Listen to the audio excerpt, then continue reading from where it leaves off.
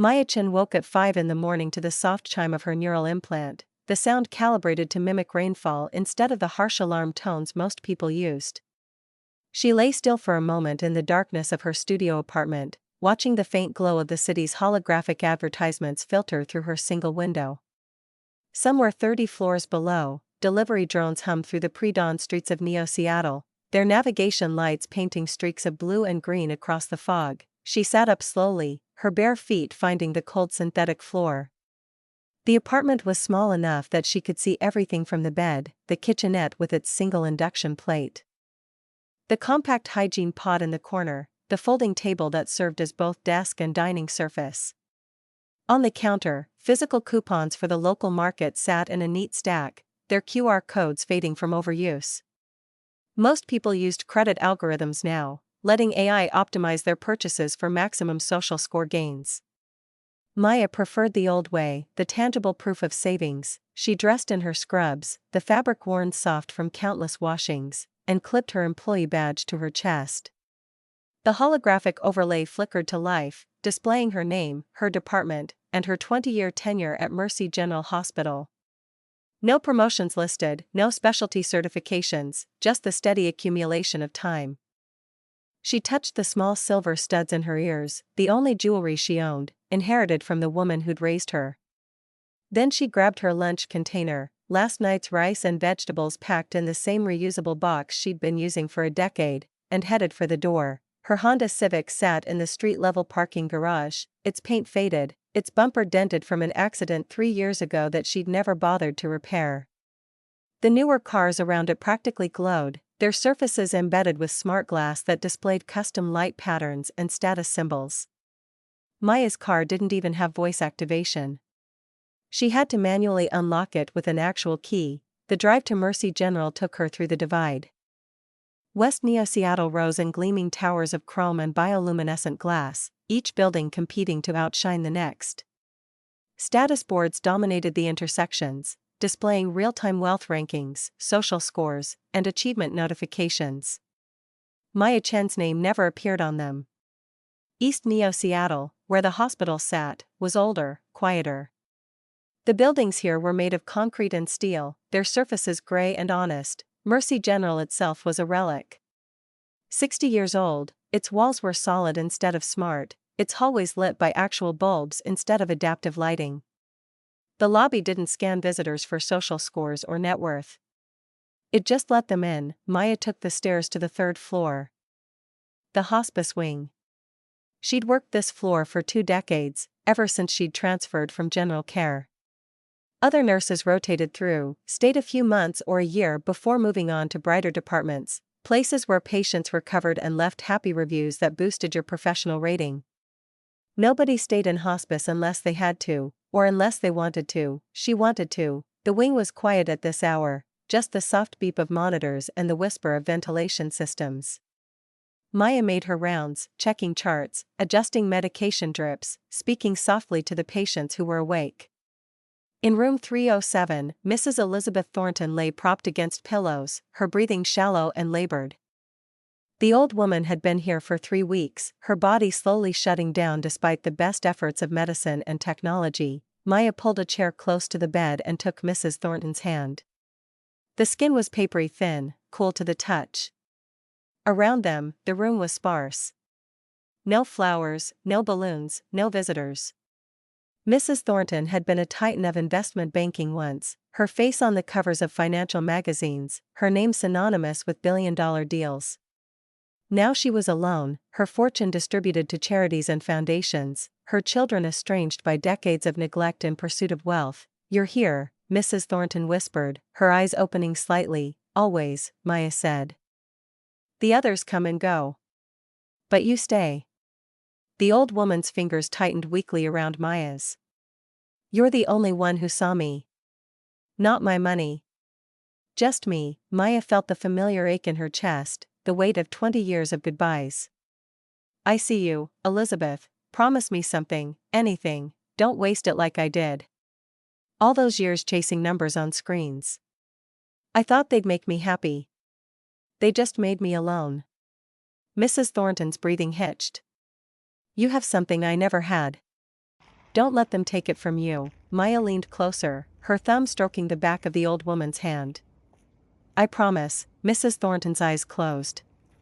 Her chest rose once, twice, then settled. The monitor beside the bed emitted a long, steady tone. Maya sat with her for a few minutes more, holding her hand, before finally reaching over to silence the alarm. She logged the time of death in her neural implant, added a note about dignity and peace, then stood and smoothed the blanket over Mrs. Thornton's body. A younger nurse appeared in the doorway, her face carefully neutral. How do you do this for 20 years? She asked. It's so depressing. Maya looked back at Mrs. Thornton's face, peaceful now, free of the pain that had marked her final weeks. Someone has to remember they were loved. Across the city, in a glass tower that pierced the clouds, Victoria Chin Blackwell stood in her corner office and surveyed her domain. Below her, Neo Seattle spread out like a circuit board, all gleaming connections and flowing data streams.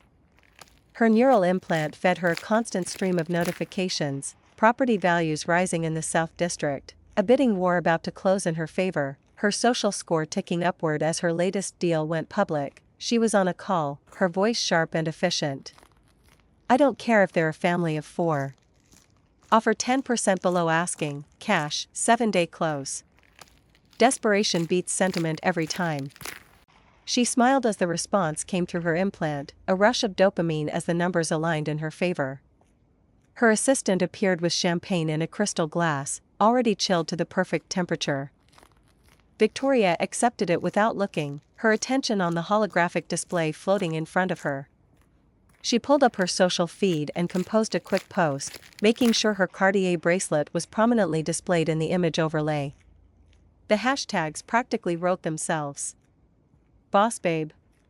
Luxury listings. Worth it. The likes and approval notifications started flowing in immediately, each one a small spike of validation. Her phone chimed, not through the implant but through the actual device on her desk, the one reserved for family. She glanced at the caller ID and sighed. Mother. She let it go to voicemail, 10 blocks away, in a different tower that housed one of the city's most prestigious law firms. Diane Chin Morrison stood over a junior associate's desk and radiated contempt. This is garbage, she said, her voice carrying across the open floor plan. My cleaning lady has better legal analysis than this. She checked her Rolex, a vintage model that cost more than most people's annual salary. And she probably works harder than you, the associate stammered an apology. Diane didn't wait to hear it. She walked back to her office, past walls covered with plaques and awards, past the massive family portrait that showed her with her husband Richard and their twin children, all of them dressed in designer suits worth thousands. Her neural implant pinged with a meeting reminder. Margaret's birthday dinner. Tonight. 7:30, she pulled up the guest list in her mind's eye, the data scrolling across her vision. Victoria would be there with Marcus, of course. Christopher and Charlotte. And Maya, Diane's lip curled. Maya, who still lived in that pathetic studio apartment. Maya, who drove a car older than some of the associates in this building. Maya, who had somehow convinced herself that wiping the asses of dying people was a noble calling instead of what it actually was, a waste of a perfectly good nursing degree. Margaret Chin sat in her senior living apartment, the kind with concierge service and a waiting list 2 years long, and looked at the photos arranged on her shelf. Victoria's family took up most of the space. Their images crisp and professionally lit. Diane's family occupied the rest. And there, tucked in the back where the light didn't quite reach, was a small frame containing a photo of Maya. Just Maya, alone, smiling awkwardly at the camera. Margaret sighed and pulled up her calendar through her neural implant. The holographic display appeared in front of her, showing today's date circled and highlighted. 75th birthday dinner. Bellissimo restaurant. 7:30. She composed a message to Maya, her thoughts translating directly into text. The response came back quickly, Maya's voice in her head through the implant's audio feed. I'll be there, Mom. I love you. Margaret felt the familiar twinge of something that might have been guilt or regret or simply exhaustion. I know, dear. I just wish. She didn't finish the sentence. What was there to wish for? That Maya had ambition? That she'd done more with her life than become a professional death attendant? See you tonight. Maya spent her lunch break in the hospital's foundation office, a wing on the 5th floor that most staff never visited. Patricia Gomez, the foundation director, was waiting for her with paperwork spread across the desk. Patricia was older than Maya by a few years, her hair gray, her face lined with the kind of wrinkles that came from genuine smiles. The Thornton estate came through, Patricia said, sliding a tablet across the desk. Another $500,000 for the foundation. That makes $15 million in total assets now. Maya nodded slowly, her fingers tracing the edge of the tablet. Around them, the office was modest but efficient, nothing like the gleaming corporate spaces that dominated the city's skyline. Make sure it goes to the new pediatric hospice wing. And Patricia, not a word to anyone. Maya, when are you going to tell your family? Maya looked out the window at the city beyond, at the towers where her sisters worked and lived and thrived. When they see me instead of what I don't have. A shadow fell across the doorway. Dr. James Rodriguez leaned against the frame, his white coat open over surgical scrubs, 2 cups of coffee in his hands. He was 52, his hair silver at the temples, his eyes warm and brown and fixed on Maya with an intensity that made her skin prickle. Figured you'd be here, he said, stepping into the office. Ethiopian roast, right? 2 sugars, splash of cream. Maya felt heat rise in her cheeks, that infuriating reaction she couldn't quite suppress.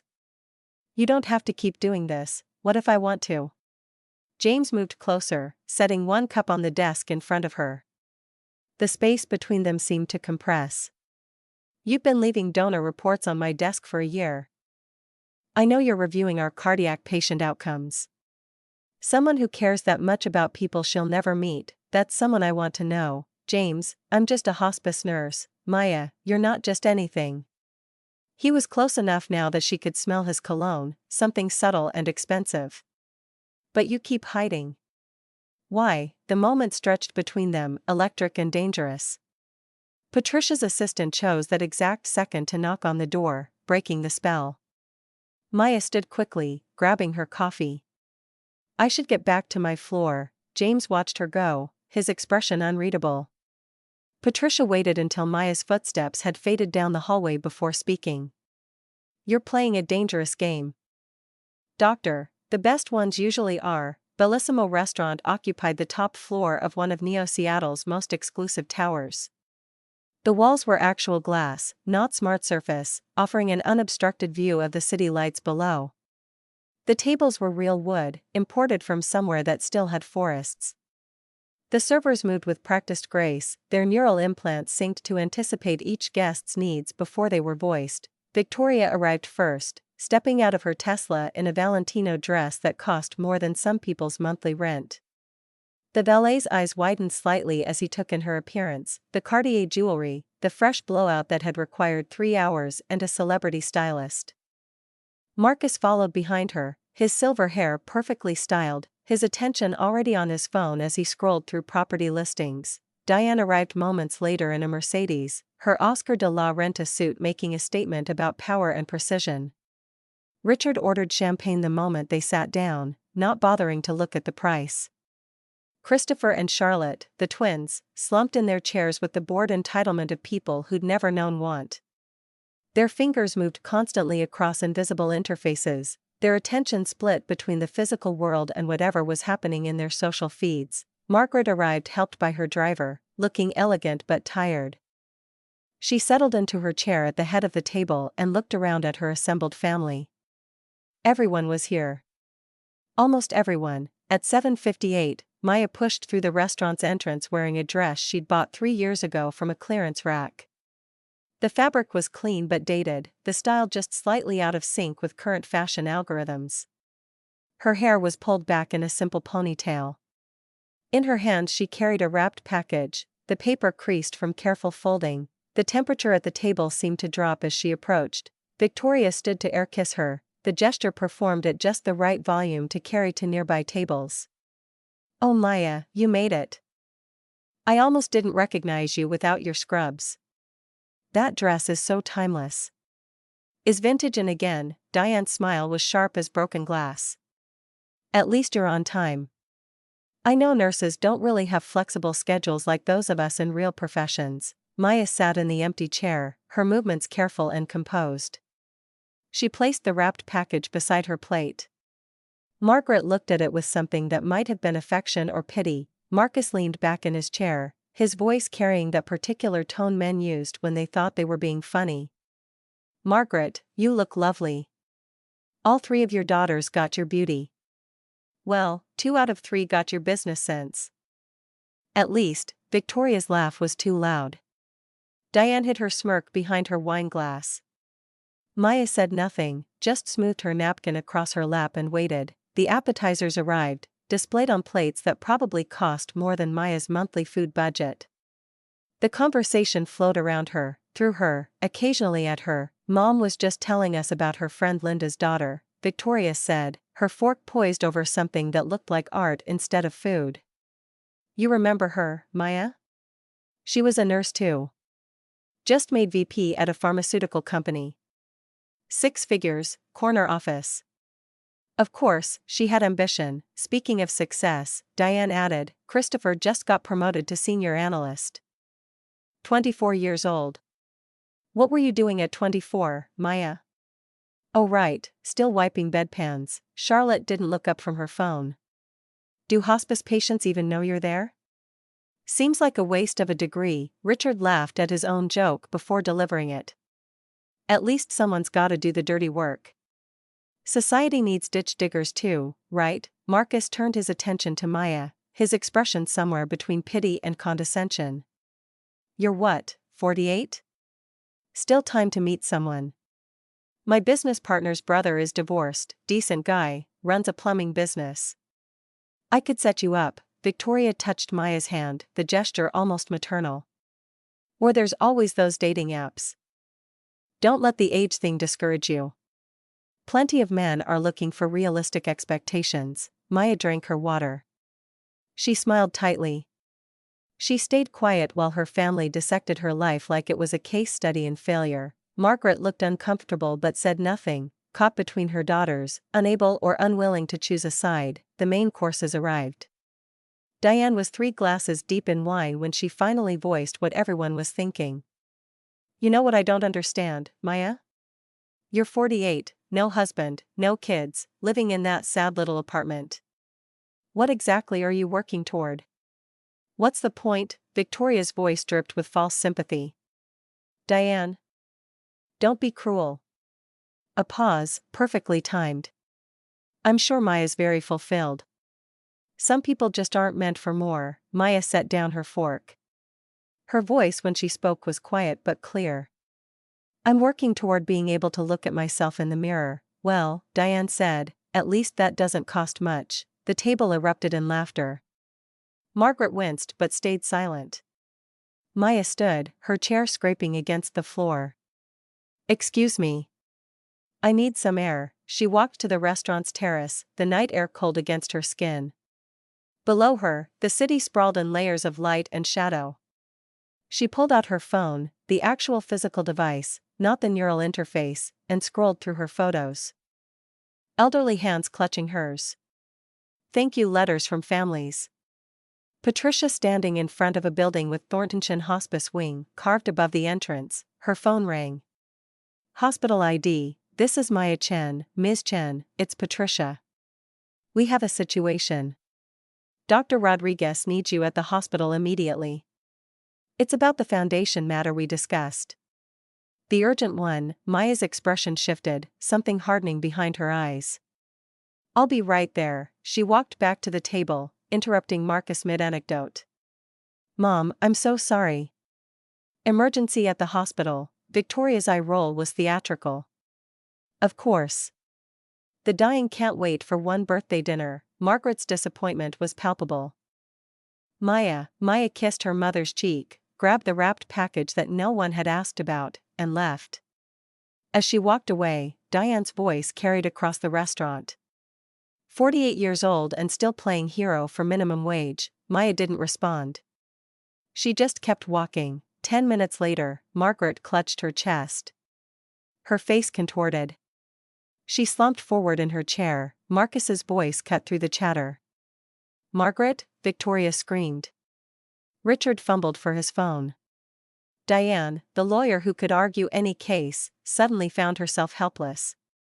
Christopher raised his phone to record, his first instinct to document rather than help. The ambulance arrived in 4 minutes. The EMT assessed the situation with professional efficiency. "Which hospital?" "Westwood Medical Center," Victoria demanded. "The best," the EMT's expression tightened. "Ma'am, Mercy General is 2 minutes away. Westwood is 25. For a stroke, minutes matter. Did I stutter?" Diane's voice had that courtroom edge. "Westwood. Our family doesn't go to Mercy General. Your mother is having a massive stroke." Every second, Victoria's voice was ice. "Mercy General is where my sister works. It's a community hospital. Take her to Westwood." The EMT looked at them with something close to disgust, but he loaded Margaret into the ambulance. Victoria and Diane followed in their luxury cars, their status symbols glowing in the night as they raced across the city, unaware that they were about to enter Maya's world. Unaware that everything they thought they knew about their sister was wrong. Unaware that the revenge they'd been building for 20 years was about to arrive, silent and devastating and completely without violence. The ambulance diverted mid-route, its AI navigation system overriding the destination Victoria had demanded. Margaret's vitals had dropped below critical thresholds, triggering automatic protocol. The nearest facility.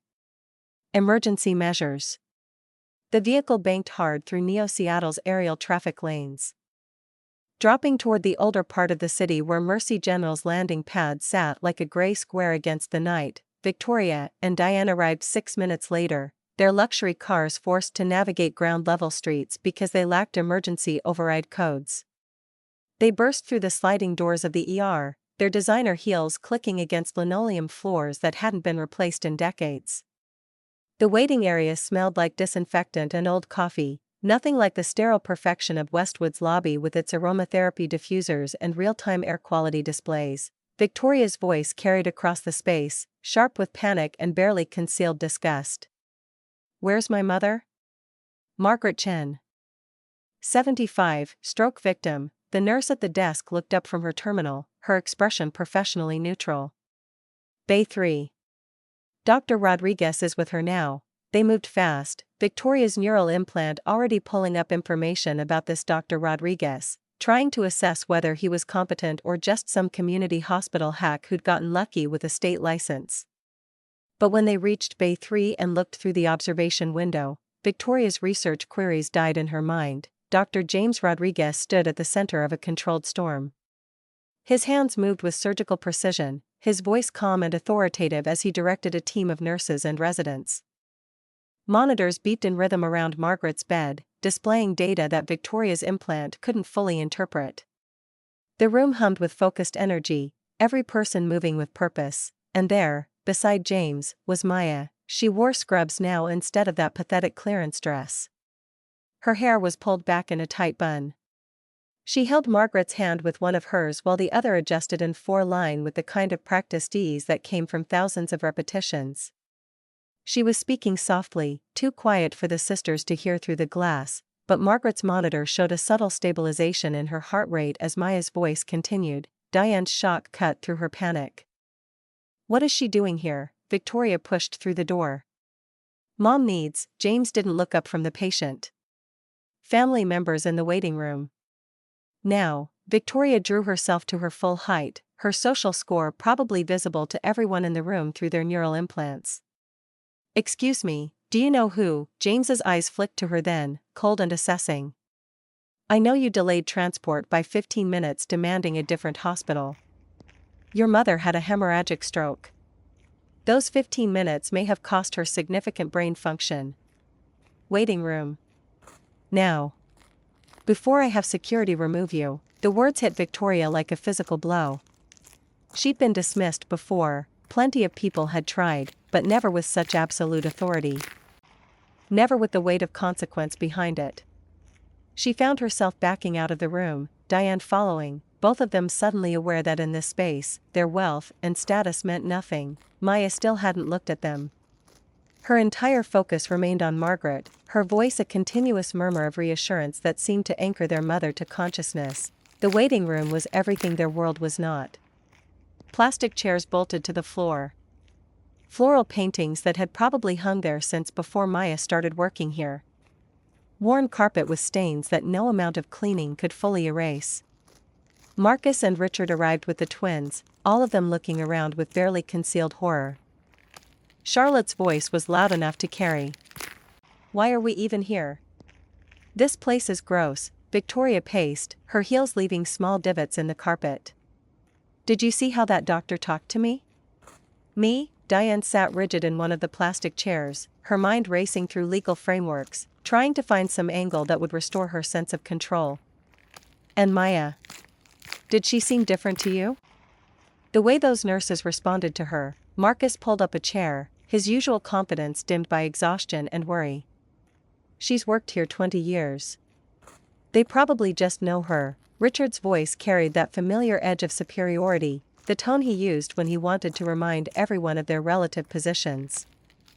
"In 20 years at that salary, she's made what I made last quarter." Perspective. Christopher had been silent, his fingers moving across his neural interface, pulling up information. "Holy shit," everyone turned. "I searched the doctor. Dr. James Rodriguez. Chief of Cardiology. Harvard Medical, Johns Hopkins Fellowship. He's published over 100 papers. Pioneered 3 different cardiac procedures. He's not just good, he's..." Christopher's voice dropped. "He's one of the best in the country." Victoria's pacing stopped.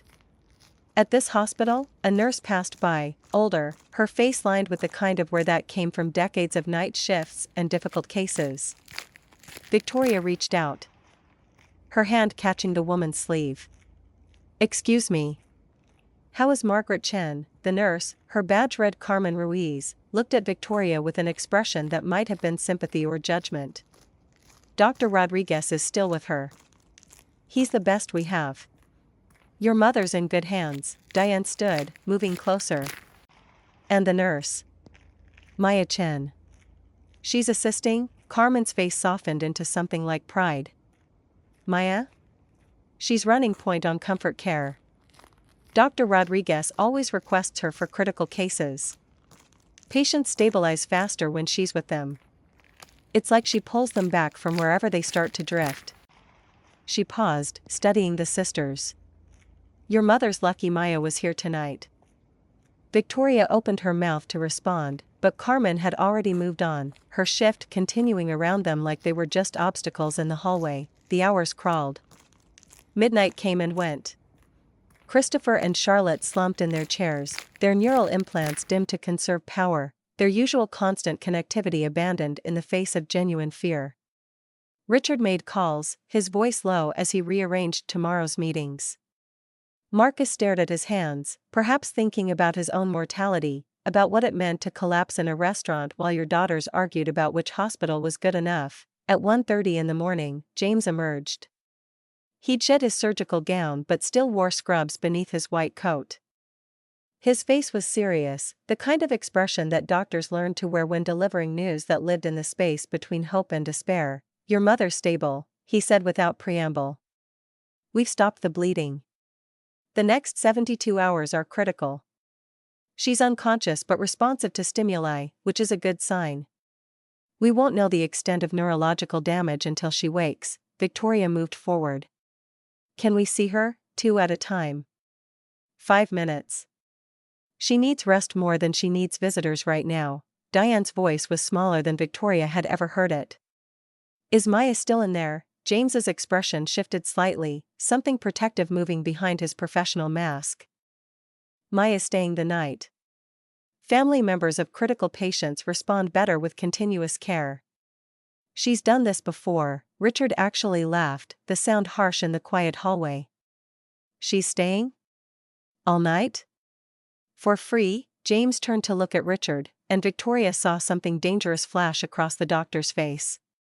"She's staying because she loves your mother. Not everything has a price tag, Mr. Morrison." He didn't wait for a response, just turned and walked back toward the ICU, leaving them with the weight of his contempt. Marcus spoke quietly. "Did he just insult us?" "Yes," Victoria said. "He did." At 2 in the morning, Victoria and Diane finally entered Margaret's room. The space was dim, monitors casting green and blue light across their mother's face. Tubes and wires connected her to machines that breathed for her, that tracked every beat of her heart, that measured the electricity in her brain.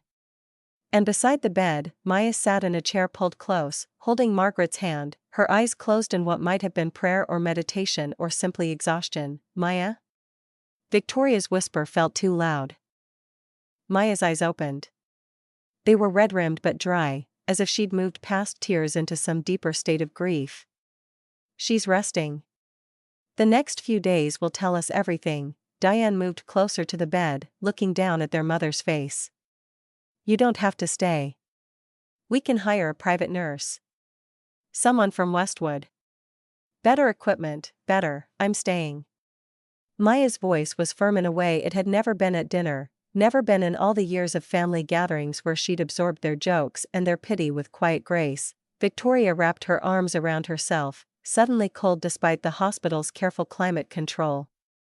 "Maya, we didn't mean anything at dinner. We were just making conversation." "Just joking," Maya finished. "Yes. You always are." The silence stretched between them, filled only by the rhythmic beep of monitors. Diane tried again. "That doctor. Rodriguez. He seems competent." Maya's expression softened slightly, something almost like a smile touching her lips. "He's the best." "How do you know him?" "We work together." The monitors continued their steady rhythm. A nurse entered, Patricia Gomez, though Victoria didn't recognize her, carrying coffee in an actual ceramic mug, the kind that had been phased out in most modern hospitals in favor of disposable smart cups that tracked caffeine intake and hydration levels. Patricia set the coffee beside Maya. "Dr. Rodriguez wants you to review the..." She stopped as she noticed Victoria and Diane. "Oh. I'll come back." Diane's lawyer instincts activated. "Review what?" Patricia's response was too quick. "Patient charts. Standard stuff." She left before either sister could press further. Victoria stared at Maya. "What's going on?" "Nothing. Please. Mom needs quiet." They left, confusion mixing with their exhaustion, both of them aware that something was happening just outside their comprehension. Something that involved Maya and this hospital and the doctor who'd looked at them with such clear disdain. At 3:17 in the morning, Maya sat alone beside Margaret's bed. Her neural implant buzzed with an incoming message. The sensation like a gentle pulse behind her left ear. James's name appeared in her vision. "Come to my office. Now." "It's about the foundation case." Maya looked at Margaret, at the steady rise and fall of her chest, at the monitors that promised stability for now. She leaned forward and pressed her lips to her mother's forehead, the gesture automatic after 20 years of saying goodbye to patients who might not wake. Then she slipped out of the room, moving through hallways she knew by heart, past nurses who nodded to her in recognition. James's office was on the 5th floor, tucked between the cardiology department and the foundation wing. Maya found him at his desk, surrounded by files both physical and holographic. Data streams hovering in the air around him like constellations. He looked exhausted, his silver hair disheveled, his jaw tight with tension. "She's here," he said without greeting. Maya closed the door behind her. "Who?" "Sit down, James, what's happening?" He stood, moving around the desk to face her directly. 3 hours ago, a young woman was brought to the ER. Multi-car accident on the interstate. She needs emergency surgery for internal bleeding, but there's a complication with her blood type. We ran her information through the Foundation's genetic registry." He paused. "She's a match to your mother. Not just compatible. Familial markers. She's biologically related to Margaret Chin." Maya's mind raced through possibilities, trying to make sense of information that didn't fit. "That's impossible. Mom only has 3 daughters." James slid a file across the desk. "Look at the birth date." Maya opened it with trembling hands. The document was old-style paper, the kind that couldn't be hacked or altered through digital means. Sophie Rodriguez. Born April 3, 1994, the words came out as barely a whisper. I know, James, I don't understand. He moved closer, his voice gentle but relentless. When I started the genetic registry last year, the foundation you funded, I had two purposes. One was matching rare blood types for emergencies, and the other? Finding you. The word hung between them, impossibly heavy. Maya stood, her chair scraping against the floor. What? James didn't flinch from her reaction. This young woman, Sophie Rodriguez. She's my daughter. I adopted her when she was 3 days old through a private agency that handled teenage mothers. The adoption papers listed the birth mother as 17 years old. I've spent 31 years respecting that privacy.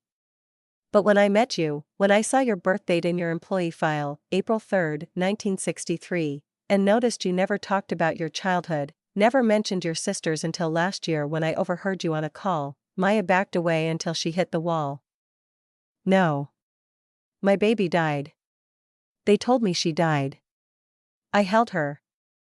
She was cold and she wasn't breathing, and I held her for 10 minutes before they took her away. James crossed the distance between them. That's what they told you. But Maya, Sophie is alive. She's here. She's in surgery right now, and she needs you. Maya's legs gave out. She slid down the wall, her breath coming in short gasps that wouldn't quite fill her lungs. James knelt beside her, his hand finding hers, his voice steady as he talked her through the panic. Breathe. Match my breathing. In for 4. Hold for 4. Out for 4, the words came between gasps. I was 17. I didn't know I was pregnant until I was 6 months along. I thought I was just gaining weight, I thought it was stress from school. And then my aunt, Elizabeth, the woman who raised me, she found out. She sent me to a facility. Some place in the mountains where girls went to have babies that no one was supposed to know about. And they took her. They said she was premature, that her lungs weren't developed, that she'd lived for 10 minutes and then stopped breathing. They put her in my arms and she was already cold. James's grip on her hand tightened. She wasn't dead. They lied to you. Why? Why would they lie? He pulled out another file, this one digital, the holographic display rotating in the space between them. Adoption authorization forms.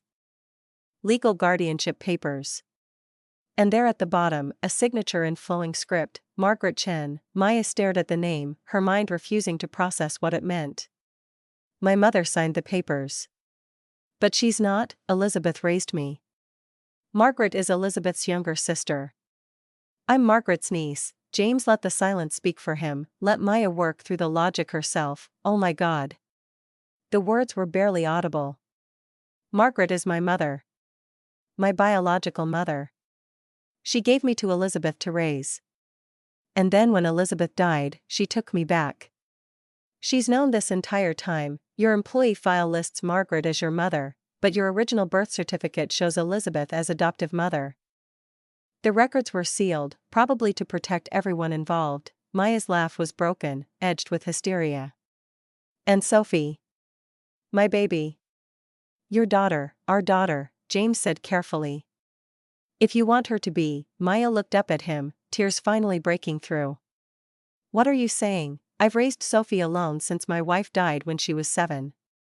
She's brilliant and stubborn and kind. She's a trauma surgeon, actually. Works at Westwood Medical Center, which is its own irony. He paused, his professional mask cracking to show something vulnerable beneath. I've been leaving you coffee for a year, Maya. Finding excuses to see you.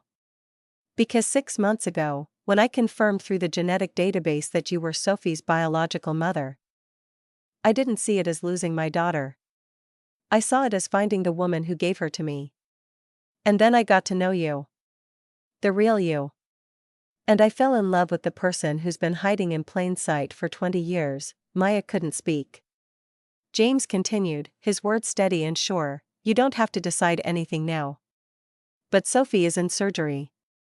She doesn't know any of this.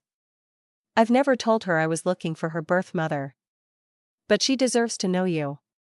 And you deserve to know her. I'm terrified. That means you care. The space between them compressed. James's hand came up to cup her face, his thumb brushing away tears. And then he was kissing her, and there was nothing professional or careful about it. His mouth was demanding, desperate, full of a year's worth of restrained wanting. Maya's hands fisted in his shirt, pulling him closer, needing something solid to anchor her against the revelation that her entire life had been built on lies. When they finally broke apart, both breathless, Maya managed, "I've wanted you to do that for 6 months." James's smile was crooked, genuine. "I've wanted to do that since the first time you cried over a patient and then apologized for being too emotional. I thought you were just being kind. I was being patient." "There's a difference." He kissed her again, slower this time, tender instead of desperate. When he pulled back, his forehead rested against hers. "Come meet her. Please." At 4:45 in the morning, James led Maya to the recovery area. Through an observation window, she could see a young woman lying in a bed, dark hair spread across the pillow, monitors tracking her vitals as she slept off the anesthesia. Sophie Rodriguez. 31 years old. Maya's daughter. Alive, Maya's hand pressed against the glass.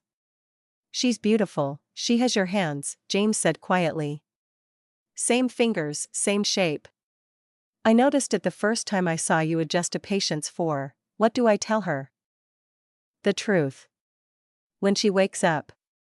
Together." He touched her shoulder. "But first, there's someone else who needs to know." Victoria and Diane were in the hallway outside Margaret's room when James and Maya appeared. Victoria's neural implant registered Maya's tear-stained face immediately, her AI assistant already offering possible causes and responses. "Maya? What happened?" Victoria moved forward. "Is Mom worse?" "No," James said. "But we need to talk. All of you. Conference room."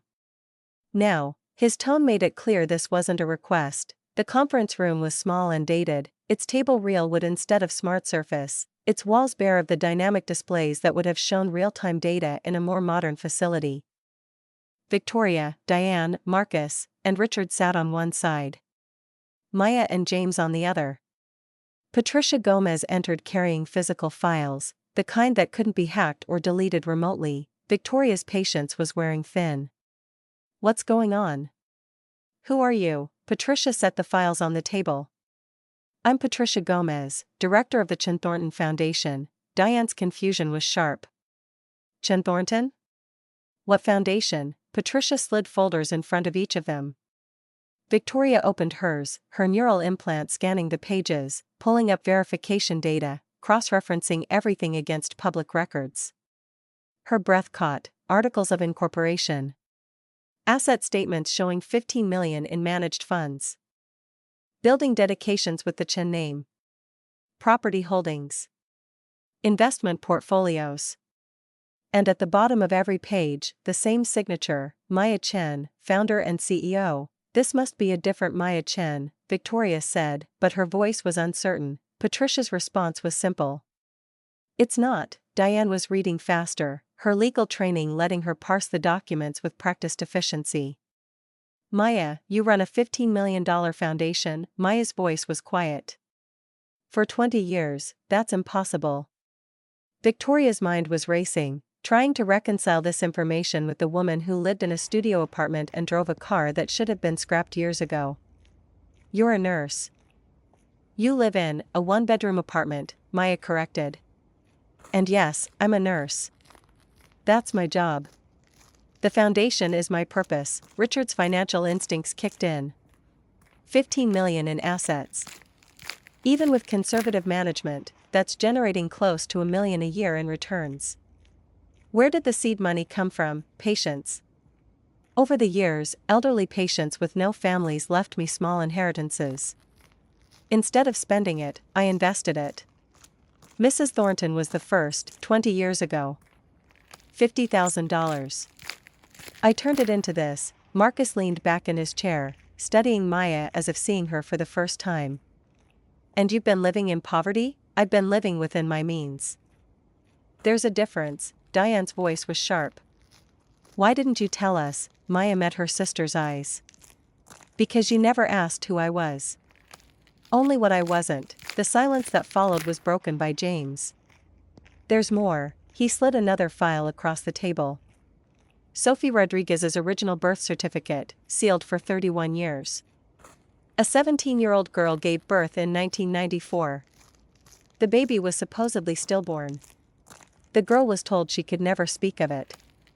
That baby was adopted by me and my late wife. Victoria looked between James and Maya. Why are you telling us this? Because that baby is in recovery down the hall. And that 17-year-old girl is sitting across from you. All eyes turned to Maya. Diane's voice was barely above a whisper. You had a baby? They told me she died. I held her body. Or what I thought was her body, James continued, relentless. The adoption was facilitated by Margaret Chen. She signed the papers as Maya's legal guardian. The room went silent. Victoria's mind was working through the implications, her AI assistant offering family tree reconstructions, probability analyses. But Mom isn't Maya's guardian. Aunt Elizabeth raised her. James waited, letting them work it through. Diane spoke slowly, each word careful. Unless Mom isn't just Mom. Unless she looked at Maya. Oh my God. You're not our cousin. You're our sister. Our full sister. Maya's voice was steady despite the tears on her face. Half-sister. Different fathers. I don't know all the details. Elizabeth never told me, and Margaret clearly couldn't. Mom gave you away, Victoria said. And then took you back when Elizabeth died, and never told me the truth. Victoria stood, her carefully constructed worldview crumbling. This is insane. Why wouldn't she tell you? I don't know. Shame. Protection. Fear. I found out an hour ago, and the baby. Sophie. She's your daughter. Maya looked at James. Biologically. James is her father in every way that matters. James's voice was firm. But she deserves to know Maya. And Maya deserves to know her. Richard broke the moment. Does Sophie know? Not yet. She'll wake up in a few hours. I'd like to tell her then. With Maya, Victoria sat back down, her neural implant flooding her with stress hormones, anxiety alerts, recommendations for breathing exercises. Let me get this straight. You, our sister, who we've spent decades treating like a failure, are secretly a millionaire philanthropist, have a daughter who's a trauma surgeon, and are apparently involved with one of the best cardiologists in the country. We've had coffee, Maya said. James smiled. And one hell of a kiss 20 minutes ago. Victoria and Diane's reactions were identical, their jaws dropping in synchronized shock. You kissed? Diane managed. James took Maya's hand on top of the table. I've been in love with your sister for 6 months. I'm done pretending otherwise. Marcus laughed, the sound exhausted and genuine. This is insane, but nobody disagreed.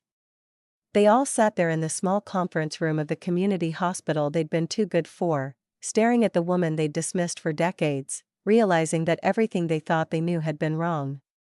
And down the hall, Margaret's monitors continued their steady beep, the matriarch holding all these secrets, suspended between life and the reckoning that awaited when she woke. Margaret's eyes opened slowly at 6:30 in the morning. The breathing tube removed sometime during the night. The dawn light filtered through the hospital room window, painting everything in shades of gold and gray. Maya sat beside the bed as she had for hours, her hand still wrapped around her mother's, her body curved forward in the uncomfortable chair she'd refused to leave. Maya. Margaret's voice was barely a rasp, her vocal cords damaged from intubation. Maya's head snapped up, tears immediate and unbidden. Mom. You're awake. Margaret's eyes moved slowly, taking in the room, the monitors, the 4 lines threading from her arms. My girls. Where are my girls? Victoria and Diane are in the waiting room. They're fine. You're fine. You had a stroke, but Dr. Rodriguez saved you. Maya reached for the water cup, helped Margaret take small sips through a straw. Margaret's gaze focused, sharpening despite her weakness. Her next words weren't a question. You know, Maya set the water down, her hands trembling slightly. I know, Margaret's face crumpled, tears sliding down her weathered cheeks, tracking through the adhesive residue from medical tape. I'm sorry. I'm so sorry, why didn't you tell me? Maya's voice was steady, but her grip on Margaret's hand tightened. All these years. Why didn't you tell me? Because I was 17 and terrified. Margaret's words came slowly, each one an effort. Because my parents said you were a mistake that would ruin my life. Because I was a coward, you took me back. When Aunt Elizabeth died, I had to. You were my daughter. I couldn't abandon you twice. Margaret's breathing hitched. But I didn't know how to be your mother. I'd given that right away. Maya felt something crack inside her chest, some protective wall she'd built over decades. But you couldn't love me either. You took me in and kept me at arm's length for 30 years. Margaret's sobs were quiet, her body too weak for anything more. I didn't know how. Every time I looked at you, I saw my failure. My shame. And you were so good, Maya. So pure and kind and patient. And I didn't deserve you. I knew I didn't deserve you. I spent my whole life thinking I wasn't enough for you. Maya's voice broke. Thinking there was something wrong with me. Something that made me less than Victoria and Diane. You were always too much. Too perfect. Too forgiving. You were everything I wasn't, everything I couldn't be. Margaret's hand tightened weakly around Maya's. They became what I taught them to value. Appearance. Status. Money. But you became good despite me, not because of me. A long silence stretched between them, filled only by the beep of monitors and the hiss of oxygen. Maya wiped her tears with her free hand. There's something else. Margaret's eyes closed briefly. The baby, Maya's breath caught. You knew, I suspected. When you came to me at 17. Confused about your body changing. You thought you were just gaining weight from stress. I took you to my doctor, the one who'd handled my pregnancy with you. He confirmed it. And I did what my parents did to me. I sent you away. I told you the baby died. I signed the adoption papers. Why? The word was barely audible, because I couldn't watch you make my mistakes. Because I thought I was protecting you from a life of judgment and shame. Because I was still that scared 17-year-old girl who'd given her baby away and spent 30 years pretending it never happened. Margaret's tears continued. I thought if I could spare you the pain of knowing she was out there somewhere, you'd be able to move on. But all I did was steal 31 years from both of you. Maya's throat closed. She's alive. My daughter. She's here. In this hospital. Margaret's eyes opened wide, shock registering even through her weakness. What? Her name is Sophie. She's 31 years old. She's a trauma surgeon. And she's beautiful, Mom. She's everything I didn't get to see her become. Maya's smile was watery. Dr. Rodriguez adopted her. The man who saved you. He's been looking for me for months. He found me, the cardiologist? Something that might have been wonder crossed Margaret's face. Yes, Margaret managed a weak smile through her tears. He looks at you like you hung the moon. I know, don't let him go. Don't let fear make you small. Margaret's voice gained strength. Urgency. I did that. I spent 50 years making myself small, making everyone around me small. Look where it got me.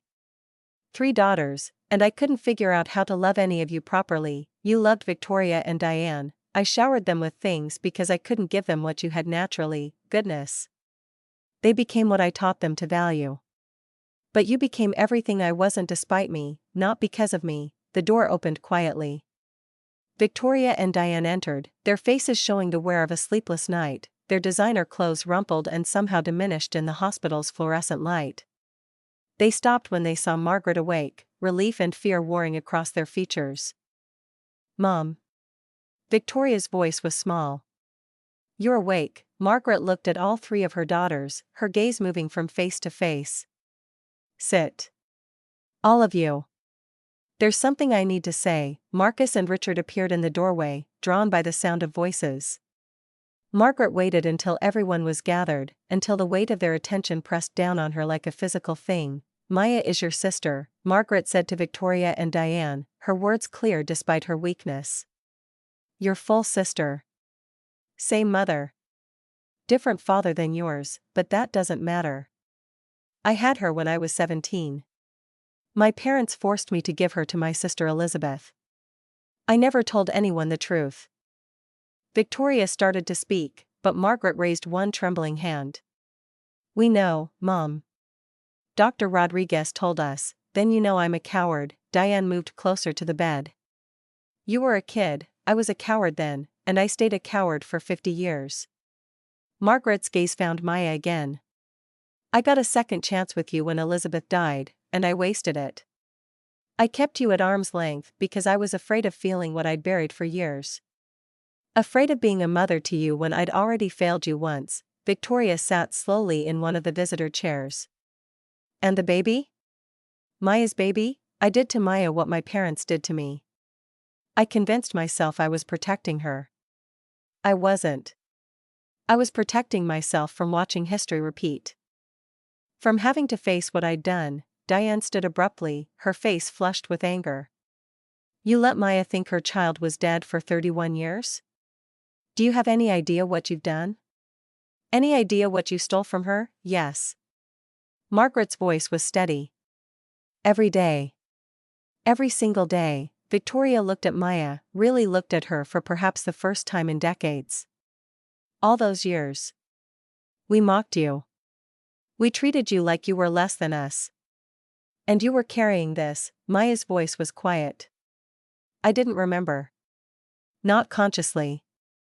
I buried it so deep I convinced myself it was a nightmare. Until tonight. Diane turned on Margaret, her lawyer instincts firing.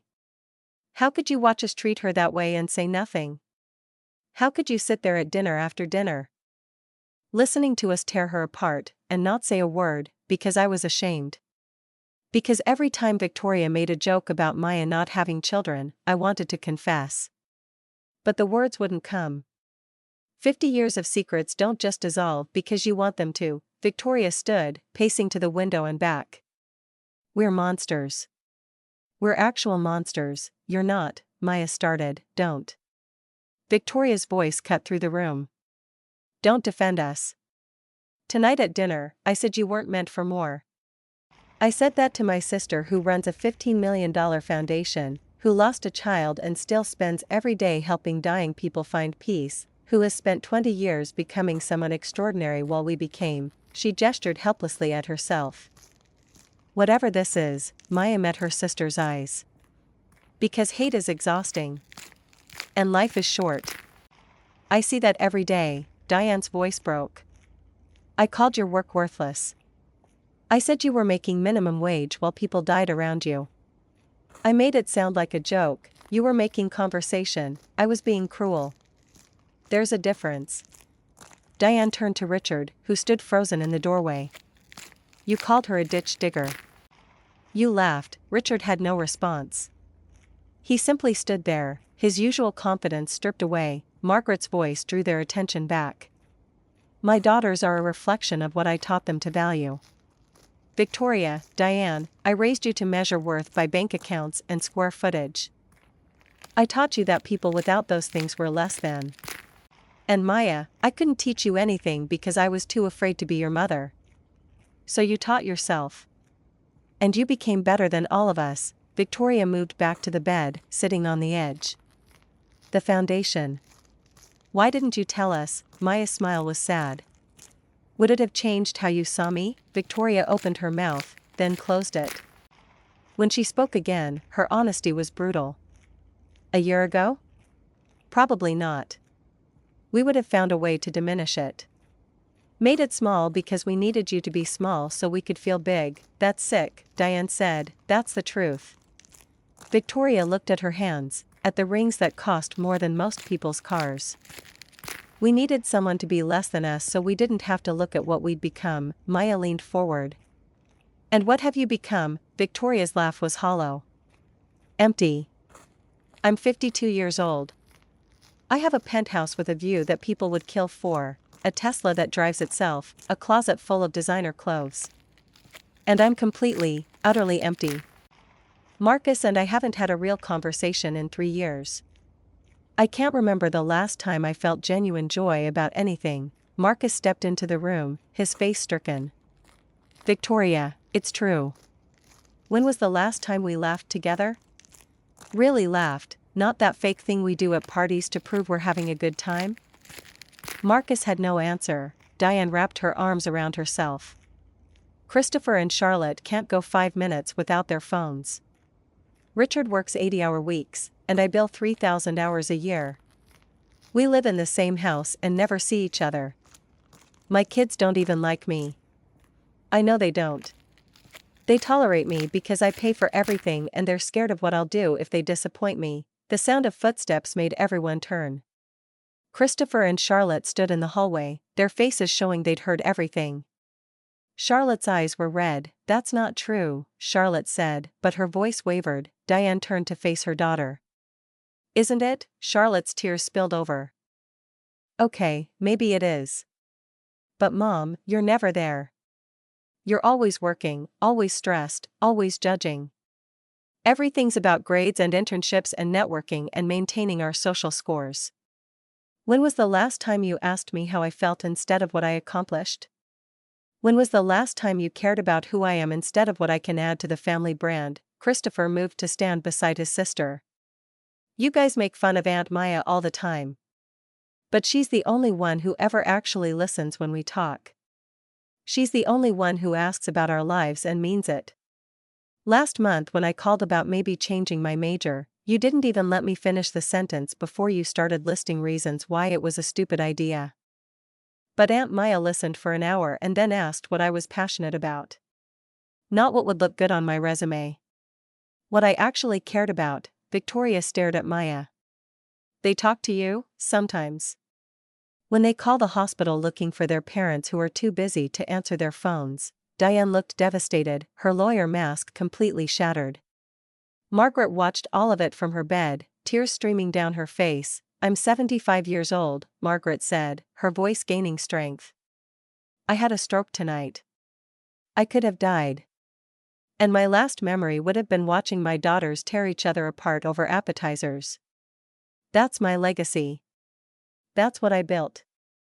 Mom, Victoria started, no. Listen. All of you. Margaret's gaze swept the room. I taught you the wrong things. I taught you that value comes from external measures. That worth is in wallets and on wrists and in the car you drive and the house you live in. And Maya, I didn't teach you anything because I was too broken. And somehow, that was the greatest gift I ever gave you. You became who you are despite me. You found real wealth, not in money, but in meaning. Maya's smile was genuine this time. The money helps, though. The room erupted in surprised laughter, the tension breaking slightly. Even Margaret managed a weak chuckle. I want to meet her, Margaret said when the laughter faded. My granddaughter. Our Sophie, she doesn't know yet about any of this. Maya's fear was palpable. The door opened and James entered, his presence immediately commanding attention. She's awake. And she's asking questions. The surgery went perfectly, but she saw her genetic markers on the chart. She knows something's going on. Maya stood, terror written across her face. I can't.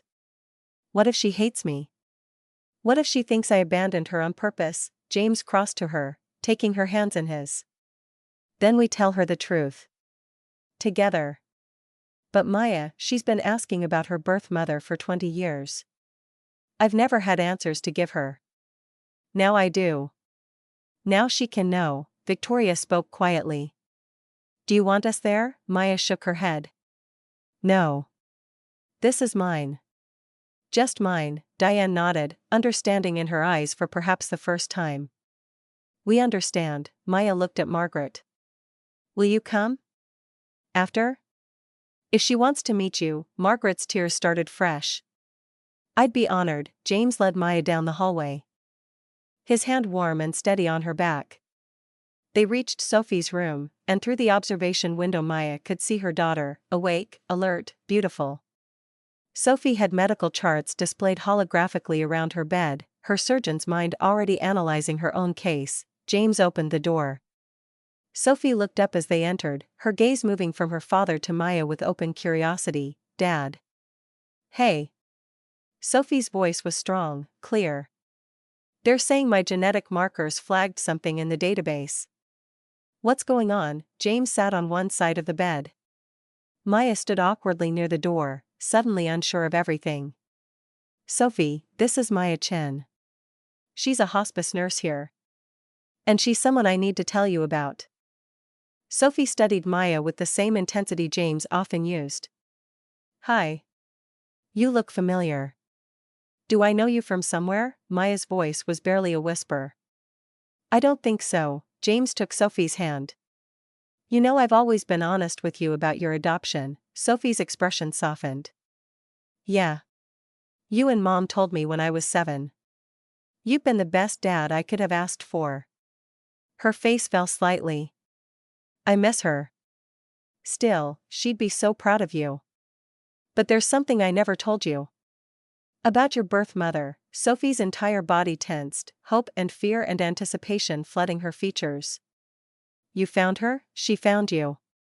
Through the foundation. The genetic registry." Sophie's gaze swung to Maya, understanding dawning slowly. "You're my birth mother?" Maya couldn't speak. She just nodded, tears streaming down her face. Sophie stared at her, processing. "I don't understand." "You gave me up?" Maya's voice broke. "I didn't. I was told you died. I was 17. I held you for 10 minutes, and they said you were gone. They lied to me." "Who lied?" "My family. My mother.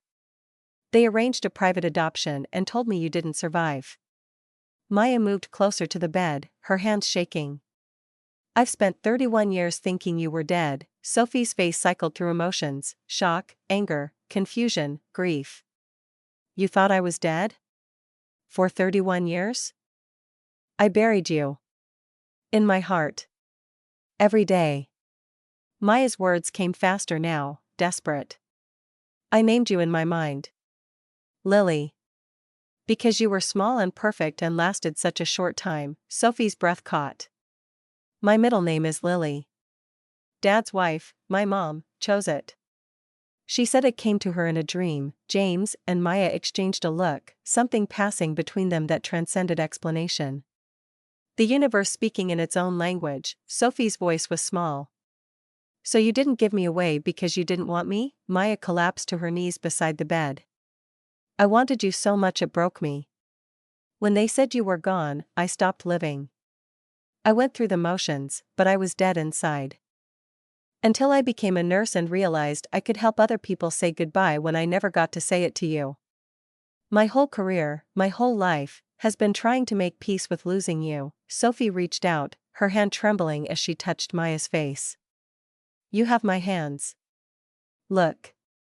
"Same fingers." Maya laughed through her tears, comparing their hands. "You have my stubbornness. I can tell already, I'm a trauma surgeon." "Stubborn is a requirement," James smiled.